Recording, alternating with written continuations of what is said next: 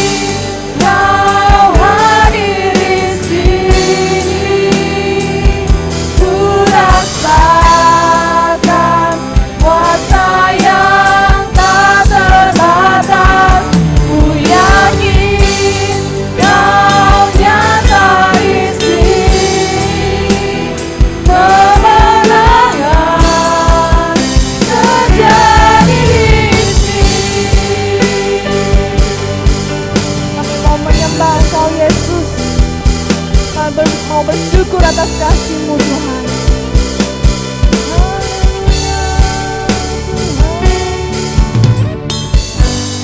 Ku menyembah dalam kudus hadirat-Mu, hampiri tata kasih. Bye.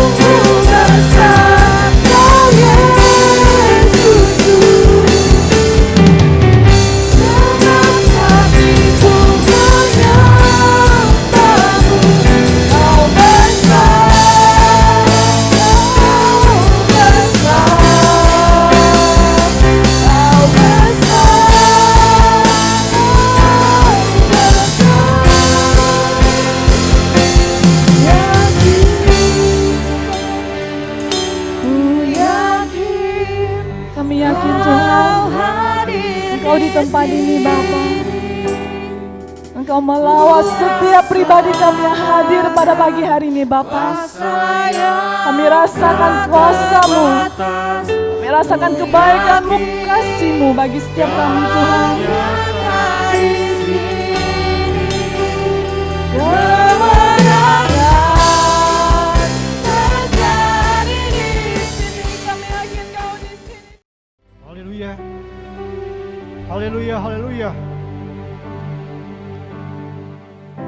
Pujian ini Tuhan, kiranya menjadi doa kami kepadamu Tuhan. Keyakinan kami kepadamu Tuhan, bahwa Engkau hadir bersama dengan kami Tuhan. Karena itulah pagi hari ini, kami bersama-sama umat-Mu bersungguh di bawah kaki-Mu menyembah Tuhan, mengagungkan nama-Mu, mengucap syukur betapa baiknya Tuhan di dalam hidup kami. Bahwasanya untuk selama-lamanya kasih setia Tuhan. Kami bersyukur untuk karya Tuhan dalam hidup kami. Jika kami ada pada pagi hari ini sebagaimana ada, kami tahu ada berkat, ada pertolongan, kekuatan dari Tuhan yang menopang kehidupan kami Tuhan. Terima kasih, syukur buat kasih dan kebaikan-Mu Tuhan.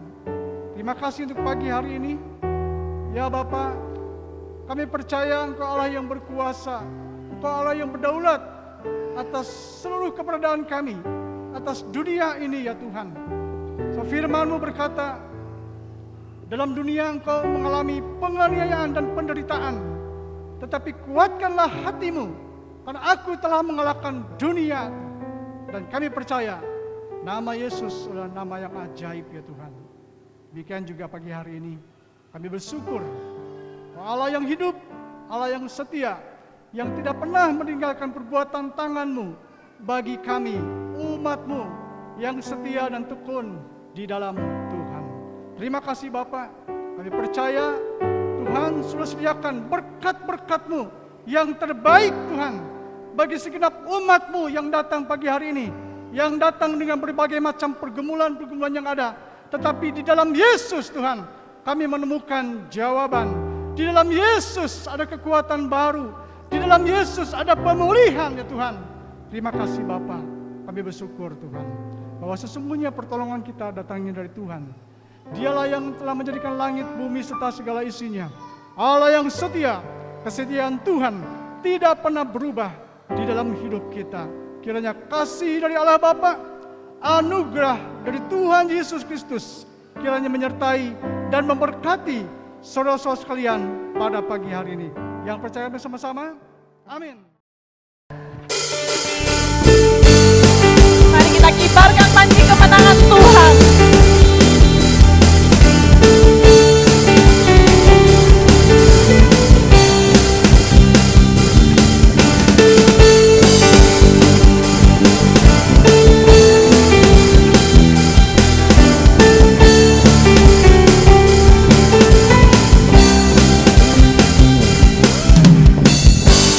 Dari pemenang dalam segala perkara, iblis tak dikalahkan.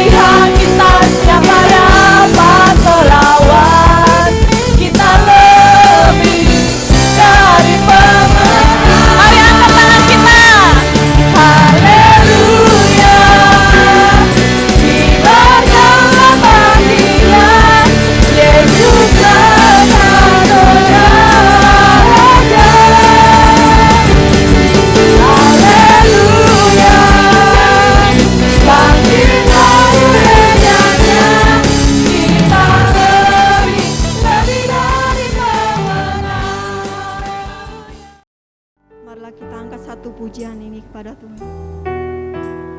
Kami hidup hanya percaya padamu ya Tuhan, dan pengharapan kami hanya di dalam-Mu.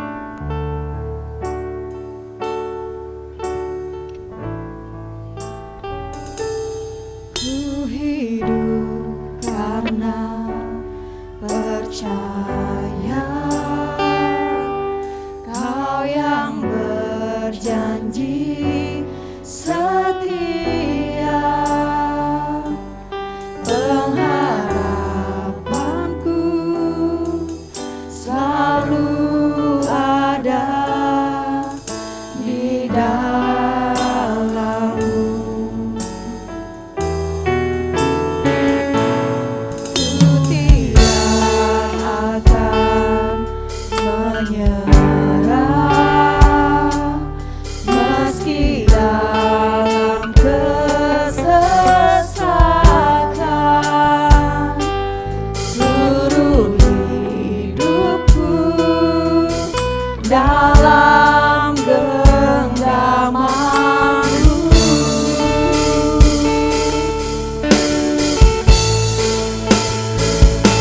Aku punya Tuhan yang besar, yang telah berjanji dan sanggup menggenapi firman-Ku. Bersepakat percaya kuasa-Nya, ku terima sekarang kemenangan dari-Mu.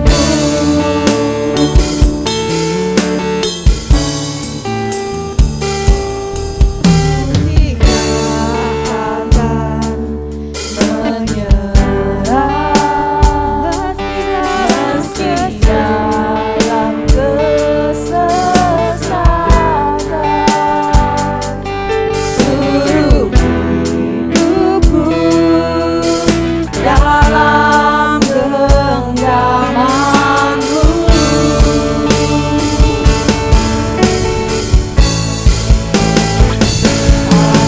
Punya Tuhan yang besar, yang telah berjanji dan sanggup menggenapi firman-Ku. Bersepakat percaya kuasa-Nya, ku terima sekarang kemenangan dari-Mu. Mari kita siapkan hati kita, saudara. Kita buka supaya kebenaran firman-Nya mengalir bagaikan air yang memenuhi dan memuaskan dahaga dari jiwa dan roh kita. Bapa yang baik di surga, di saat di mana kami sudah memuji menyembah akan Engkau, biarlah Engkau berkenan, Engkau saat ini hadir di tengah-tengah kami. Ketika nanti kami mendengar firman-Mu Tuhan untuk diwartakan, maka kami semuanya sudah siap. Kami percaya Engkau melawat kami. Roh Kudus-Mu bekerja. Roh Kudus yang memberikan kemampuan kepada hati, pikiran, dan roh kami untuk menangkap kebenaran firman. Dan tidak ada sesuatu pun dari firman yang jatuh di tanah hati yang keras, tetapi di tanah hati yang baik, yang akan berakar, bertumbuh, dan menghasilkan buah. Kami percaya Roh Kudus, Engkau memberikan kami telinga dan hati seorang murid. Ketika kami mendengar firman-Mu, kami semuanya taat untuk melakukannya. Terima kasih Tuhan. Kami siap untuk menyambut firman-Mu di saat ini dalam nama Tuhan Yesus Kristus. Setiap kita yang siap diberkati firman Tuhan, katakan bersama-sama, amin. Amin, amin. Puji Tuhan. Bisa kita berikan mereka aplaus sebagai tanda bahwa kita sungguh bersyukur ada hamba-hamba Tuhan yang mau memberi diri untuk dipakai oleh Tuhan di tempat ini. Ya, pujian, musik, itu semua untuk kemuliaan namanya. Dan kita hadir di tempat ini saudaraku, kita yakin dan percaya sesuatu yang dahsyat, sesuatu yang hebat dan luar biasa, Tuhan sudah simpan untuk kita semua. Katakan amin. Dikatakan bahwa ibadah itu mengandung janji, baik untuk hari ini maupun untuk hari yang akan datang. Ibadah ini janjinya adalah sekarang dan juga yang akan datang. Yang akan datang ada punya dua pengertian. Yang pertama yang akan datang selagi kita masih hidup, dan yang datang kemudian adalah setelah hidup fana ini selesai. Jadi ibadah itu mengandung nilai yang kekal. Katakan amin. Apa yang saudara lakukan sekarang itu nilainya kekal sampai di sana, saudara. Sampai di sorga. Dan hari ini kita akan belajar bersama-sama, saudaraku, dari kebenaran firman Tuhan. Jika ada Tuhan, itu sudah cukup bagiku. Saudara, sependapat enggak pernyataan ini? Kalau saudara sependapat dengan judul ini, kita katakan bersama-sama 2, 3. Jika ada Tuhan, itu sudah cukup bagiku. Katakan bersama-sama amin. Cukup saudaraku. Kita tidak perlu lagi hal-hal yang lain, sebab kita tahu ketika ada Tuhan di hidup kita, semuanya pasti ditambahkan oleh Tuhan kepada kita semua. Katakan amin. Apa yang saudara perlukan, Tuhan akan tambahkan. Kesehatan, ada yang terganggu kesehatannya, Tuhan akan tambah. Dan Tuhan akan menyembuhkan saudara. Katakan amin. Apakah ada yang kekurangan di sini? Saya yakin tidak. Itu bukti bahwa Tuhan hadir untuk mencukupkan semua keperluan kita. Tuhan baik saudaraku. Dan Dia ada di tengah-tengah kita. Saya rasanya kalau saya minta izin Bapak Ibu Saudara, karena jarak saya agak jauh dari Bapak Ibu Saudara, mungkin uap yang saya keluarkan itu tidak akan nyampe barangkali kepada saudara. Bisakah saya melepaskan masker ini? Hanya izin. Supaya saudara juga bisa menerima suara saya lebih nyaman dan saya pun bisa lebih nyaman menyampaikannya. Biasanya saya pakai face shield saudaraku, tapi face shieldnya enggak saya bawa. Bisa? Oh, terima kasih untuk kesediaan Bapak Ibu Saudara mengizinkan saya untuk melepaskan. Sehingga kalau saya tersenyum, saya tidak jadinya kelihatan asing karena saya tersenyum kepada Bapak Ibu Saudara. Kalau saya melihat Bapak Ibu Saudara saat ini antara senyum dan tidak, saya nggak ngerti. Antara marah, gembira atau apa, kurang ngerti karena yang dilihat cuma mata. Tapi mata juga adalah jendela hidup yang bisa menggambarkan apa yang ada pada hati saudara. Amin. Jika ada Tuhan itu sudah cukup. Mari kita baca dalam 1 Timotius pasal 6 ayat yang ke-6, 2, 3.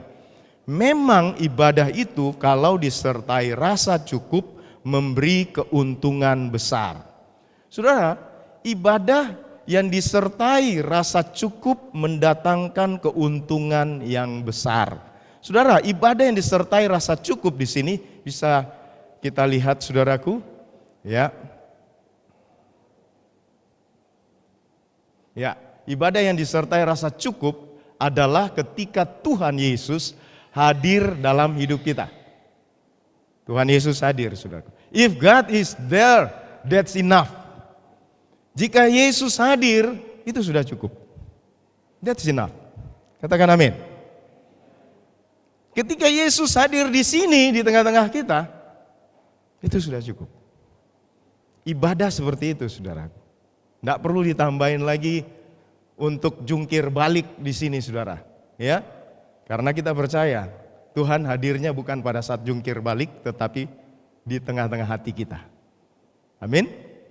Dan Dia di dalam kehadirannya akan memberkati setiap kita, saudaraku.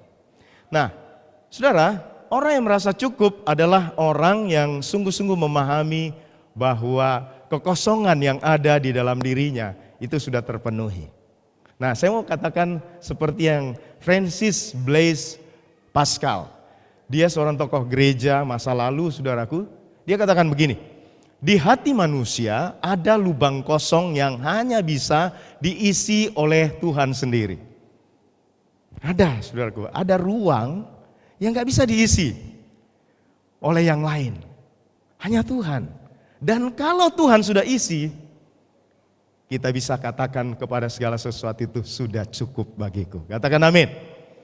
Jangan diganti. Ada banyak orang yang tidak memahami hal ini. Dia ganti kehadiran Tuhan dengan berusaha menghadirkan harta yang banyak, kekayaan yang banyak. Mungkin dengan kekayaan yang banyak ruang kosong terisi. Mungkin dengan memiliki buat anak-anak muda prestasi belajar yang tinggi, maka itu bisa memenuhi kekosongan. Mungkin kalau punya pacar yang cantik, hai pemuda remaja, ya cowok yang ganteng, itu bisa membuat kekosongan dari lubang hati kita terpenuhi. Atau memiliki prestasi-prestasi yang tinggi, promosi jabatan, kekuasaan, itu jadi cukup. Ternyata pengejaran atas semuanya itu tidak pernah cukup, saudaraku. Dikatakan orang yang ngejar uang, uang itu bagaikan punya sayap terbang, saudara. Semakin dikejar semakin jauh, sehingga orang tidak pernah bisa puas dengan kekayaan. Hari ini kalau kita bisa katakan cukup, itu karena lubang kosong yang ada di hati kita sudah diisi oleh Tuhan. Katakan amin. Hadirkan Tuhan, saudaraku. Hadirkan Tuhan setiap hari, bukan hanya di gereja ketika kita beribadah. Ketika saudara pulang, hadirkan Tuhan. Dalam perjalanan, dalam melaksanakan pekerjaan kita setiap hari, hadirkan Tuhan. Ketika Tuhan hadir, saudaraku, semuanya jadi cukup. Dan kita bisa juga menyatakan cukup seperti yang dikatakan pertanyaan ini, apa yang terjadi jika kita selalu bisa mengatakan cukup? Karena ada Tuhan, saudara, kita bisa mengatakan cukup. Jadi kita melihat poinnya di sini yang pertama, kita akan lebih sehat. Katakan amin. Kita akan lebih sehat, saudaraku. Kita akan melihat contoh-contoh di sini. Maaf, ya. Kalau kita cukup makan di sini, saudara, ya. Ini 4 sehat 5 sempurna. Ya. Tapi cukup yang dimaksud adalah cukup menurut hal yang sehat dan normal. Ya, ada orang merasa, oh cukup Pak, kalau 3 gunung yang ada di piring makan kita. 3 gunung, itu baru cukup. Kalau tidak 3 gunung rasanya tidak cukup Pak. Nah, nanti overdosis, saudaraku, ya. Dan itu akan membuat saudara akan kegemukan. Dan tidak ada sesuatu yang berlebihan yang membuat saudara sehat. Betul enggak, saudara? Cukup. Begitu juga ketika kita bekerja sambil olahraga. Di sini dianjurkan bekerja sambil ada gerak-gerak tubuhnya, saudaraku, ya. Cukup. Orang yang kelebihan kerja seperti orang Jepang, saudaraku, pendek umurnya. Akan banyak sakit penyakit akan bermunculan. Ketika kita bekerja seharusnya 8, ya lebih-lebih sedikit 10 jam. Orang Jepang bekerja itu hampir 15 jam satu hari, saudara. Janganlah workaholic. Orang yang workaholic, saudaraku, membuat tubuh ini dipaksa sedemikian rupa. Kalau perlu hari Minggu tidak perlu ke gereja. Gak perlu ibadah, gak perlu. Cari duit. Nah, nanti apa yang kau cari hanya untuk habis mengobati tubuhmu yang sakit. Karena itu cukuplah dengan waktu kerja saudara. Dan sertakan olahraga. Amin. Sekarang ini diperlukan olahraga yang cukup, saudaraku. Supaya daya tahan tubuh, imunitas tubuh jadi baik di masa pandemi ini. Katakan amin. Terus istirahatnya juga mesti cukup. Jangan semua-semuanya diborong untuk yang lain, istirahat juga perlu. Tetapi jangan berkelebihan istirahatnya. 8 jam sehari. Tidak perlulah 10-12 jam, saudaraku. Itu kita dikatakan pemalas, saudaraku, karena lebih banyak tidurnya. Betul? Ya, 8 jam cukup, saudaraku. Ketika semua cukup, seperti yang dikatakan dalam 1 Timotius 6 ayat 8 ini, asal ada makanan dan pakaian, cukuplah. Maka saudara akan sehat. Katakan amin. Saudara akan punya kestabilan emosi, kestabilan di dalam daya pikir, kestabilan dalam banyak hal, saudaraku, sehingga saudara benar-benar menjadi pribadi yang sehat, saudaraku. Haleluya. Karena itu seperti yang Tuhan Yesus juga katakan, ya, di dalam doa Bapa kami yang diajarkan kepada kita, apa saudaraku? Berikanlah kami makanan kami pada hari ini yang berkelebihan, berlimpah-limpah, yang secukupnya. Katakan amin. Cukup, saudara. Cukup yang membuat kita sehat.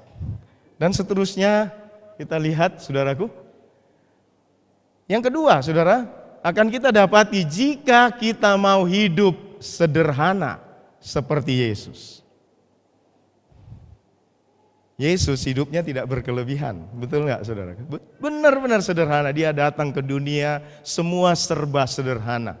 Datang pada keluarga yang sederhana. Yusuf dan Maria bukan orang kaya, mereka orang miskin malah, saudaraku. Kalau sudah diizinkan ke Israel, saudara akan pergi ke Nazaret, saudara ketemu bahwa di Nazaret itu Maria yang diketemui oleh Gabriel, malaikat Gabriel, itu datang kepada sebuah rumah yang sebetulnya bukan rumah tapi gua, saudaraku. Gua. Maria itu tinggal dalam gua, makanya di mana-mana saudara-saudara kita yang Katolik itu punya gua Maria. Karena Maria tinggal di gua. Apakah gua itu bangunan modern? Itu tempat orang miskin, saudaraku, saking tidak bisa bangun rumah, tinggalnya dalam gua. Itulah orang tua Yesus. Dia hadir pada keluarga yang sederhana. Juga dia lahirnya di kota yang sederhana. Dia bukan lahir di Yerusalem, di ibu kota kerajaan, tetapi di Bethlehem, kota kecil, kota gembala. Dia juga lahirnya di kandang domba, saudara. Tempat sangat sederhana dan hidupnya di tengah-tengah masyarakat yang sederhana. Itulah Yesus kita. Sehingga dikatakan di sini dalam 2 Korintus 8 ayat 9, karena kamu telah mengenal kasih karunia Tuhan kita Yesus Kristus, bahwa Ia yang oleh karena kamu menjadi miskin sekalipun Ia kaya, supaya kamu menjadi kaya oleh karena kemiskinannya. Tuhan Yesus kita rela jadi miskin supaya kita yang miskin jadi kaya. Katakan amin. Sekali lagi katakan amin. Dia rela, saudaraku. Rela hidup sederhana supaya hidup kita yang miskin diperkaya oleh Tuhan. Bukan berarti kayanya hanya secara jasmani, tetapi diperkaya dalam segala hal, saudara.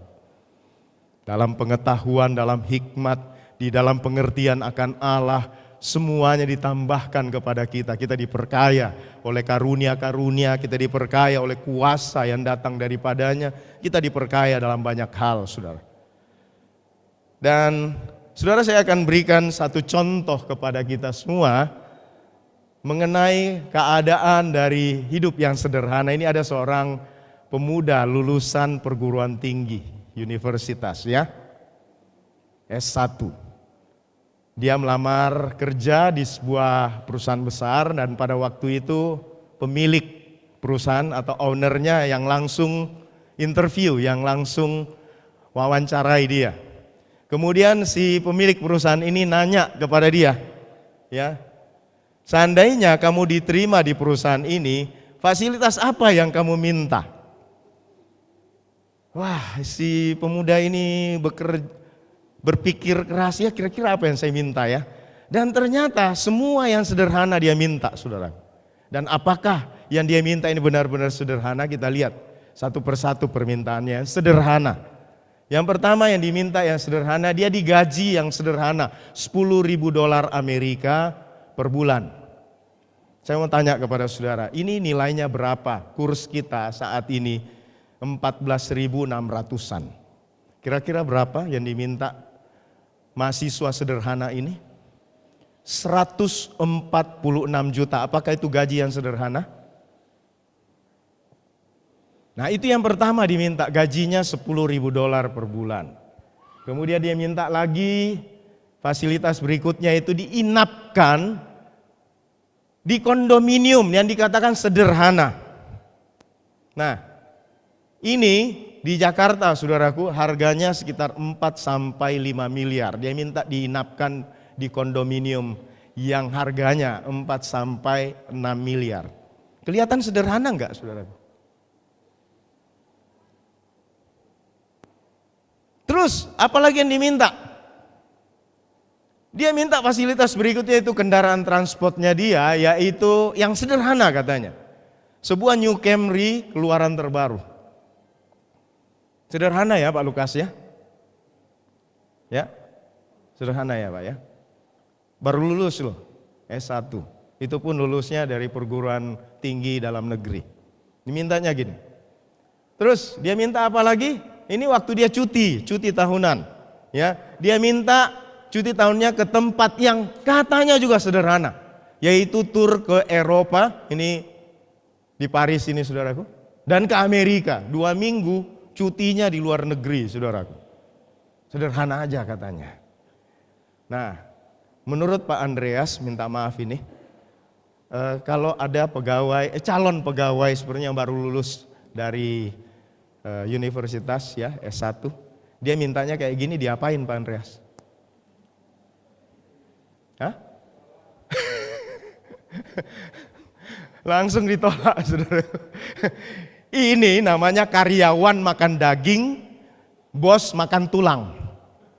Betul nggak saudara? Ya, karyawannya makan daging, bosnya makan tulang saudaraku. Nggak dapat apa-apa saudara. Punya pegawai kayaknya kayak gini. Tidak pantas. Memang pernyataan sederhana, tapi tidak ada yang sederhana, kemewahan yang dia minta. Nah, saudara, saya ingin lanjutkan kepada kita semua di dalam Lukas 3 ayat 14 ya. Kita baca sama-sama ini. 2, 3. Dan prajurit-prajurit bertanya juga kepadanya, kepada Yohanes Pembaptis. Dan kami, apakah yang kami harus perbuat? Jawab Yohanes kepada mereka, jangan merampas dan jangan memeras, dan cukupkanlah dirimu dengan gajimu.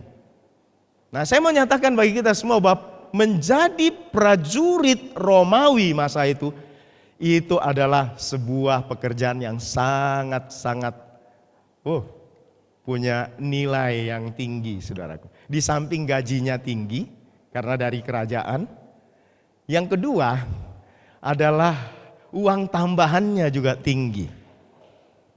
Nah, uang tambahan bisa didapat dari mana? Ya ini, karena punya kuasa, bisa rampas, bisa memeras. Kalau saat ini ya namanya itu suap, sopoi saudaraku. Atau korupsi. Nah, Yohanes Pembaptis katakan kepada prajurit-prajurit ini, cukupkanlah dirimu dengan gajimu. Saya kenal satu mantan Kapolres Sanggau saudaraku, itu sekitar 12 tahun yang lalu. Beliau tugas di sana. Namanya Bapak Joni Siaan. Ketika dia sudah masuk kantornya, sudah menjalani serah terima jabatan ya, dia didatangi di kantornya saudaraku oleh seorang pengusaha sawit di Sanggau. Dan kita tahu daerah Sanggau adalah daerah sawit. Betul enggak saudara ya? Dia didatangi dan ada salam tempel buat dia saudaraku. Dan salam tempelnya bukan cek. Dia dibawain sekitar 10 karton saudaraku. Isinya duit semua, 2 miliar saudara. Masa itu 13 tahun yang lalu 2M itu tinggi banget saudara. Besar banget. Dan itu hanya salam perkenalan dengan pengusaha ini saudara. Dibawain. Tapi saya salut dengan pribadi ini saudara. Dia nolak. Dengan halus dia nolak. Oh, terima kasih, saya belum buat apa-apa sama Bapak. Kok Bapak kasih saya sesuatu?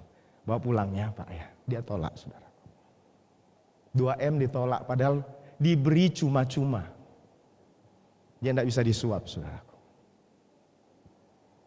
Biasanya pengusaha-pengusaha ini banyak kasus. Dan akhirnya yang jadi tamengnya adalah para penguasa. Nah, prajurit Roma dikatakan jangan merampas, jangan memeras, cukupkanlah dirimu dengan gajimu. Dan dia praktekkan itu saudara. Dan dia selalu sehat dan kondisinya selalu baik hingga hari ini. Karena itu saya mau dorong kita semua saudara, cukupkan diri kita dengan apa yang ada pada kita. Katakan amin. Nggak usah berlebih-lebih saudaraku ya. Nggak usah. Nah, saya mau berikan contoh lagi. Ini Ada dua orang terkaya di dunia. Yang pertama ini Jeff Bezos, saudaraku. Yang kedua adalah Bill Gates.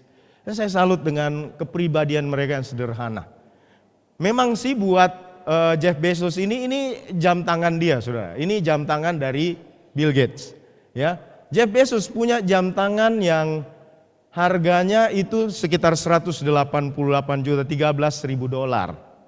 188 juta. Buat sebagian dari kita itu mahal banget. Betul nggak, saudara? Bisa diganti dengan satu Avanza itu yang keluaran 2 tahun yang lalu. Betul nggak, saudara? Ya. Tapi buat seorang yang kekayaannya 2.640 triliun itu mah terlalu murah. Betul nggak, saudara? 2.640 triliun rupiah atau 182 miliar dolar. Kita punya cadangan devisa, saudara, itu sekitar 150 miliar dolar. Ini lebih gede dari cadangan devisa kita, kekayaannya. Dan saudara mau tahu, penghasilan Jeff Bezos dalam 1 detik, enggak usah hitung 1 hari, 1 detik 2,2 miliar, saudara. 1 detik penghasilan orang ini 2,2 miliar. Mungkin ada di antara kita kerja seumur hidup belum tentu dapat 2,2 M, saudara. Betul. Tapi orang ini begitu sederhana, jam tangannya ini. Dan kemudian sepatunya sneaker Converse. Itu harganya 900 ribuan rupiah kalau di kurs, saudara. Sangat biasa. Saya coba search, saudaraku, sepatu Converse termahal, saudaraku, itu yang dipakai oleh Michael Jordan. Michael Jordan, saudaraku, itu pakai sneaker Converse yang harganya 2 M. Bukan 2 ember, saudara. 2 miliar, saudara. Tapi Jeff Bezos tidak beli sepatu itu. Dia pakai yang 900 ribuan. Dia santai aja, kita lihatin dia dengan istrinya. Santai aja. Dan saudara, apa yang dipakai di tubuhnya di luar jam tangannya, itu tidak sampai 10 juta, saudara. Nggak sampai 10 juta. Yang ada di tubuhnya, yang melekat pada tubuhnya di luar jam tangan. Jam tangannya aja yang bikin dia lebih wah. Kalau dia tanggalkan jam tangannya, sangat sederhana, saudara. Sama dengan Bill Gates. Bill Gates malah pakainya Casio. Jam anak-anak. Casio yang harganya 700 ribu rupiah. Padahal penghasilannya berapa, saudaraku? 113 miliar dolar, 1.640 triliun, saudara. Tapi begitu sederhana. Kalau saudara lihat penampilan orang ini, saudaraku, di badannya itu cuma ada sekitar mungkin 4 juta rupiah yang dia pakai, saudara. Begitu sederhana. Tidak pernah tampil wah. Padahal mereka bisa beli jam tangan ini jam tangan pria yang paling mahal di dunia, saudara. Patek Philippe yang harganya 520 miliar, saudara. Cuma ada 2. Yang warnanya hitam ini dengan yang sedikit merah muda ini, saudara. Patek Philippe 520 miliar duitnya kita. Apakah mereka bisa beli? Ratusan biji Jeff Bezos maupun juga Bill Gates bisa beli. Dan tidak mempengaruhi kekayaan mereka. Tapi mereka tidak pernah tampil wah, saudara. Selalu tampilnya sederhana. Kita bisa bayangkan ya, dengan satu pengacara terkenal kita yang ada di Jakarta. Siapa namanya? Hotman Paris Hutapea. Wow, saya coba nilai ya, kalau dia ngikuti sebuah acara, saudaraku, berapa ya yang ada di tubuhnya? Sekitar 20 M, saudaraku. Apalagi dia bawa Lambonya dia itu, Lamborghini-nya. Sekitar 2 sampai 3 M, saudara. Wow. Tapi orang-orang ini, saudaraku, 4-5 juta aja yang di badan mereka. Kecuali ini, Jeff Bezos dengan jam tangannya. Kalau dia tidak pakai jam tangan, sangat sederhana. Saya mau bilang bagi kita semua, saudaraku, sebetulnya hidup itu murah. Kebutuhan hidup kita itu murah. Murah nggak saudara? Kita bisa makan berapa sih? Berapa banyak? Murah saudara. Kebutuhan hidup murah. Yang menjadikannya mahal apa? Gaya hidup. Yang buat mahal apa saudaraku? Gaya hidup. Ketika kita mulai ngejar sesuatu untuk bisa punya gaya hidup yang wah saudaraku, saudara akan temukan segala sesuatu tidak ada yang cukup lagi saudaraku. Sehingga orang harus jual diri, jual badan, jual tubuhnya ini saudara. Nah, kita lihat banyak selebriti begitu ya. Beritanya akhir ini banyak ditangkap karena kasus-kasus apa saudaraku? Ya, asusila, kasus lagi jual diri, ya, lagi saat ini lagi terkenal saudara. Kenapa itu terjadi? Gaya hidup saudara. Tidak pernah bisa cukup kalau untuk memenuhi gaya hidup. Karena itu, penuhkan Yesus di dalam dirimu, maka segala sesuatu menjadi cukup. Sehingga engkau bisa hidup sederhana seperti Yesus.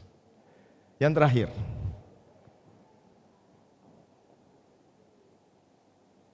ya, kita baca yang ketiga ini sama-sama saudaraku. Ya, 2, 3. Kita akan bahagia jika kita bisa mensyukuri apa yang ada pada kita, bukan apa yang tidak ada pada kita. Bersyukur saudaraku. Kita bisa katakan cukup. Saya cukup memiliki ini, saya bersyukur. Terima kasih. Apa yang ada padamu? Kalau tidak saudaraku, maka kita akan terjebak dengan semua perasaan-perasaan tidak berharga.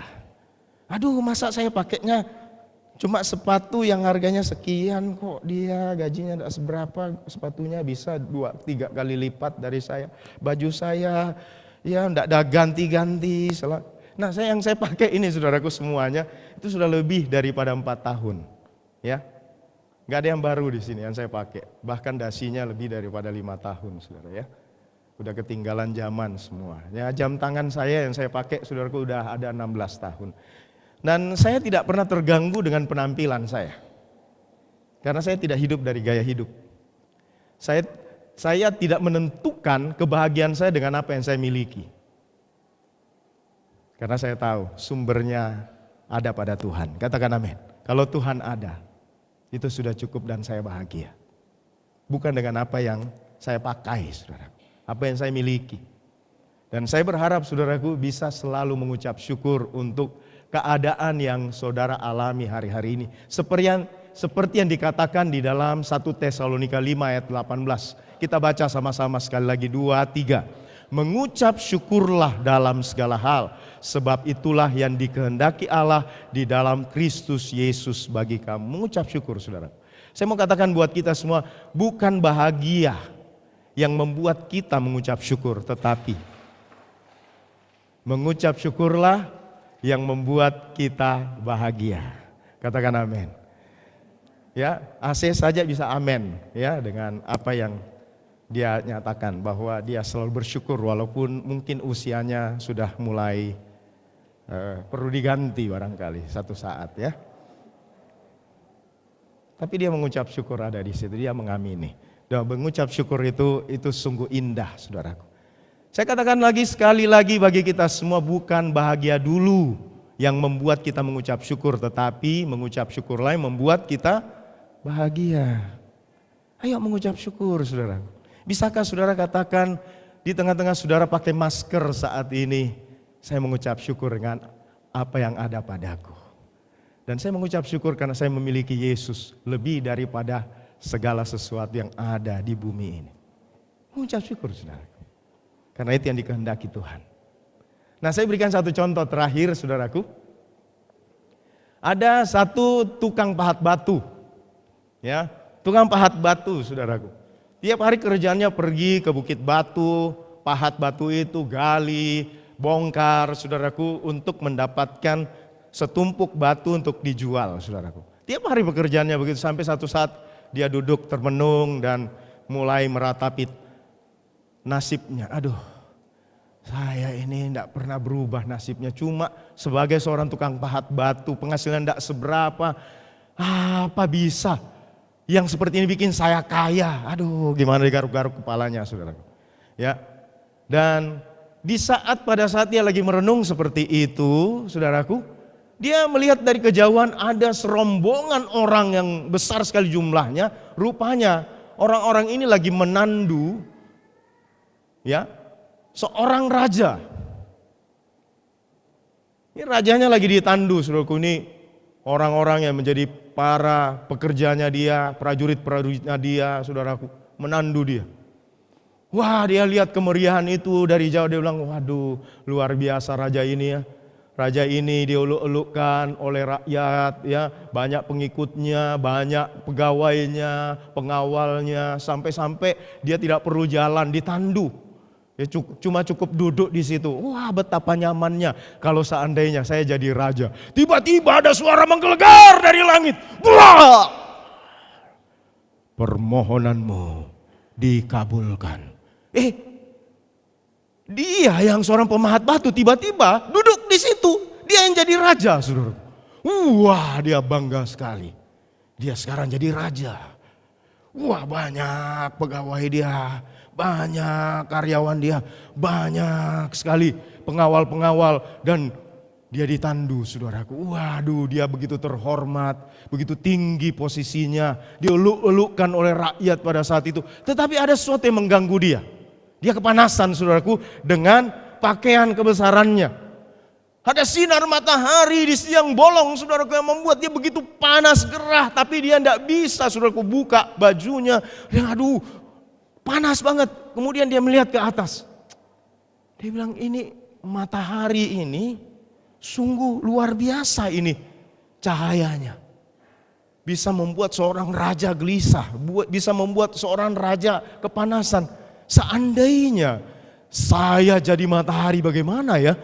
Pasti lebih baik daripada seorang raja. Dan tiba-tiba ada suara kembali mengatakan, permohonanmu dikabulkan. Dan dia berubah jadi matahari, saudara.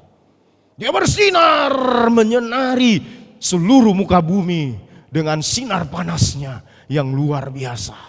Waduh, dia bangga sekali. Dengan tempatku paling tinggi, aku bercahaya sedemikian rupa, dan panasnya bikin seorang raja pun mengeluh.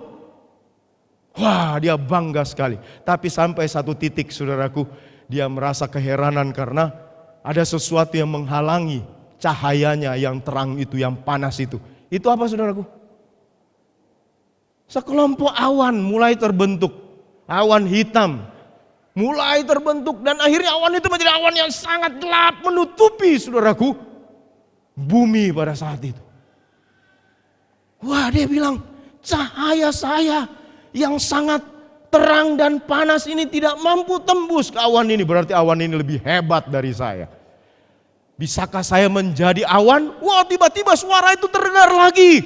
Ya, permohonanmu dikabulkan, dan dia menjadi awan, saudara. Wah, awan yang pekat. Wah, dia bangga sekali. Saya bisa tutup matahari. Saya lebih jago. Saya lebih hebat daripada awan. Daripada matahari.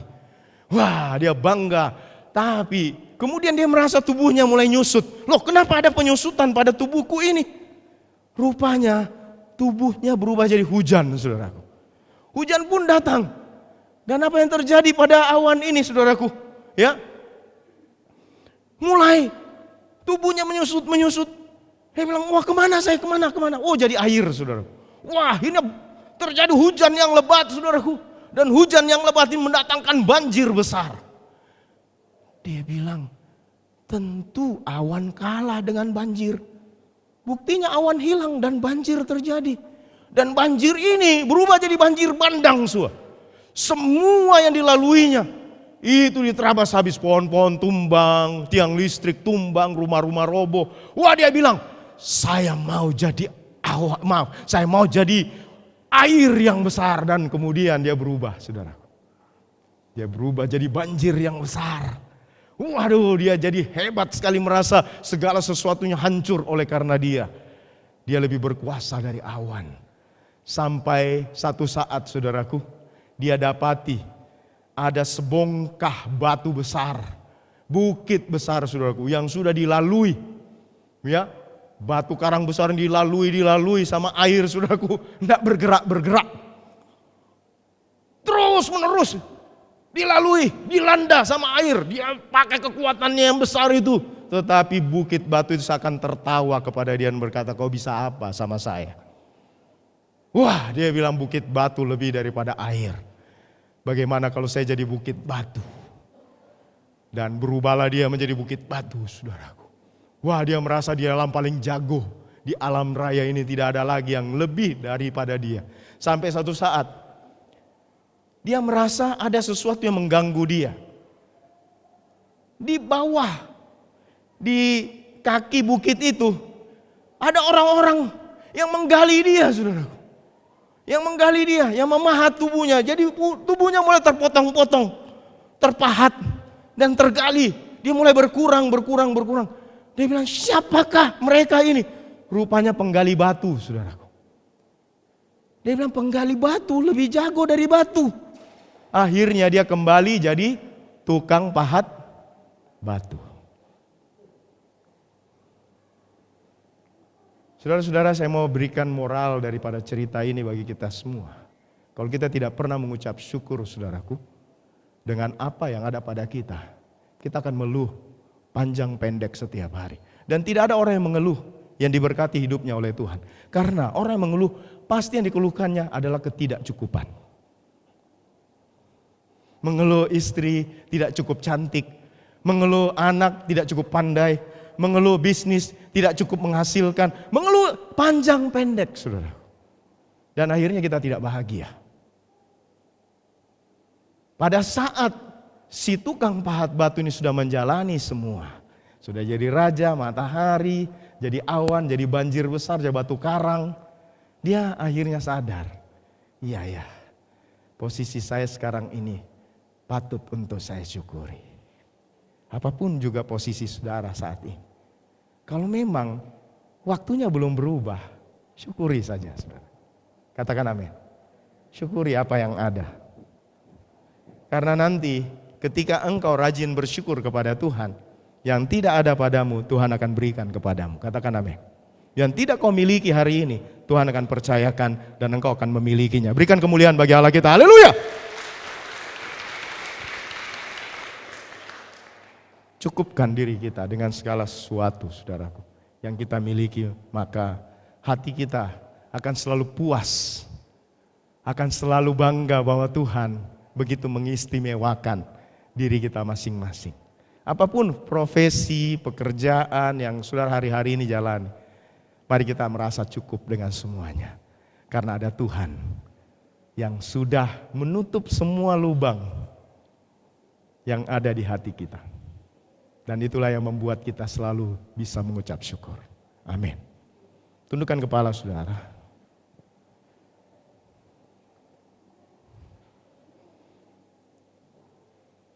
Jika beberapa waktu lalu kita sering mengeluh, kita merasa ada sesuatu yang tidak nyaman karena sesuatu yang belum kita miliki. Sekarang ini saudaraku, ketika saudara dengar firman, mari berubahlah saudara. Segala yang kita perjuangkan, harapkan dengan sekuat tenaga dan belum menghasilkan apa-apa, janganlah membuat akhirnya kita menangis di dalam perasaan tidak puas. Saya mau katakan bagi kita semua, ketika Tuhan hadir, maka itu sudah cukup, saudara. Cukupkan dirimu dengan apa yang ada padamu. Jangan tuntut yang lebih daripada apa yang kau miliki. Biarlah kau berbahagia karena selalu mengucap syukur. Bapa di surga, hamba-Mu sudah beritakan firman. Betapa pentingnya kami merasa cukup dengan kehadiran Tuhan. Dengan kehadiran Tuhan maka kami percaya hidup kami akan lebih sehat ketika kami mencukupkan diri kami dengan segala sesuatu yang kami miliki. Kami tidak akan jatuh sakit, kehidupan kami jadi seimbang, kehidupan kami menjadi maksimal. Dan kami juga mensyukuri ya Tuhan, jika kami mau hidup seperti Yesus, begitu sederhana, tidak dipengaruhi dengan apa yang kami miliki dan tidak terpengaruh dengan gaya hidup. Sehingga kami tidak menuntut macam-macam, kami berpada dengan apa yang ada pada kami. Dan itu semua membuat kami merasa puas. dengan apa yang ada pada kami, dan pada akhirnya ini membuat kami mengucap syukur. Dan kami tahu Tuhan, ketika kami mengucap syukur, maka sesungguhnya Tuhan memberikan kebahagiaan di dalam diri kami masing-masing. Kami tidak kehilangan kebahagiaan kami di tengah pandemi ini, karena segalanya menjadi cukup dan kami syukuri itu semua. Terima kasih Tuhan untuk kebaikan-Mu. Kami datang di hadapan-Mu dengan mengucap syukur di dalam nama Tuhan Yesus Kristus. Mari kita katakan bersama-sama, amin. Tuhan berkati kita semua.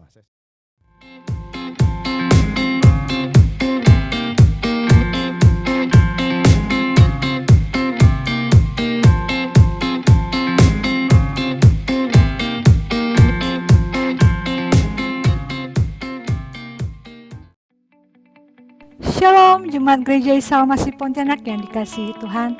Setelah kita beribadah bersama-sama memuji memuliakan nama Tuhan, dan kita juga sudah menerima berkat melalui firman Tuhan yang telah disampaikan oleh hambanya, tiba saatnya kita melihat beberapa info gereja sepanjang pekan ini. Terima kasih kepada semua pelayan mimbar yang telah melayani pada hari ini. Tetap semangat melayani Tuhan kita yang agung. Tuhan memberkati. Dan juga kepada hambanya yang sudah menyampaikan firman Tuhan pagi ini. Kiranya firman Tuhan yang sudah kita dengarkan tadi boleh menjadi berkat untuk kita semua. Yang pertama, kita akan melihat pelayan mimbar yang akan melayani pada Minggu 6 September 2020. Selamat mempersiapkan pelayanan.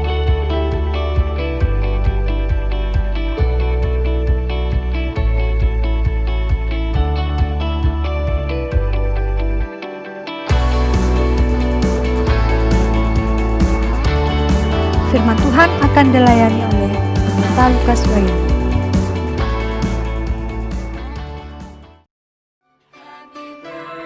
Yang kedua, selamat ulang tahun kami ucapkan kepada jemaat yang berulang tahun di bulan Agustus dan September, periode 30 Agustus sampai dengan 5 September.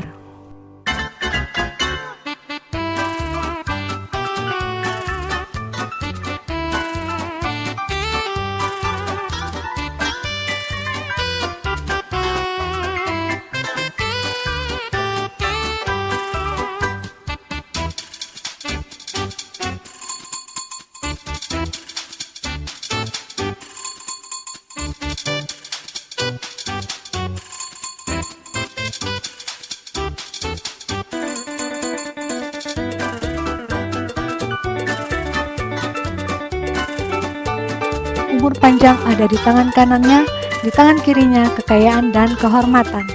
Tuhan memberkati. Demikian info gereja pada hari ini.